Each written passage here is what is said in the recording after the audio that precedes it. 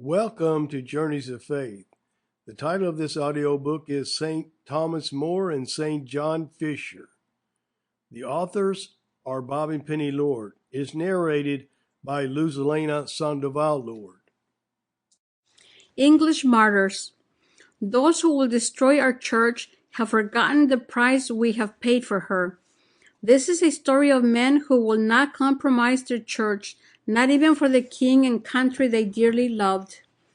How does a just king, a loyal defender of the faith, turn on all that he vowed to protect, betraying church and country? Was it the limitless power he had, the power to decide between life and death, that gave birth to him placing himself above his pope and church? Was it the example of other Henrys before him? This chapter is about one man's infamy and the powerful men and martyrs God raised up to defend his church. But before we speak of King Henry VIII and the martyrs who died rather than deny the church, we want to touch briefly on some of his predecessors.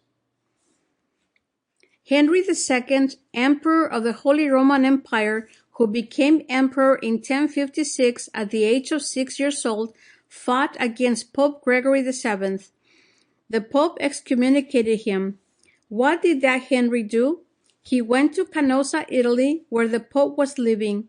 It was winter and there was snow on the ground. He stood outside the Pope's castle donned in coarse sackcloth for 3 days in the bitter cold.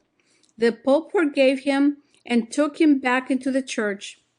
This Henry's reign was filled not only with battles against the German kings and the Pope, but against his own sons. Had he taught them through his disobedience to the foster father that Jesus had left, the successor to Peter, the Pope, they did not have to respect and obey him, their earthly father? And so once again, disobedience breeds disobedience and division. A new Henry will disobey, but he will not beg forgiveness, and the innocents will suffer.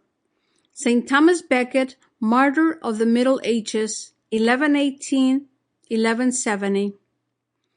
Thomas Becket was born on the feast day of St. Thomas the Apostle in 1118. He lost both his parents when he was 21. He was educated with the canons regular. At 24, he obtained a position in the home of the Archbishop of Canterbury. He received minor orders. The Archbishop was so fond of him, Thomas obtained many favors. He was ordained deacon in 1154, and then the Archbishop appointed him Archdeacon of Canterbury. Sample complete. Ready to continue?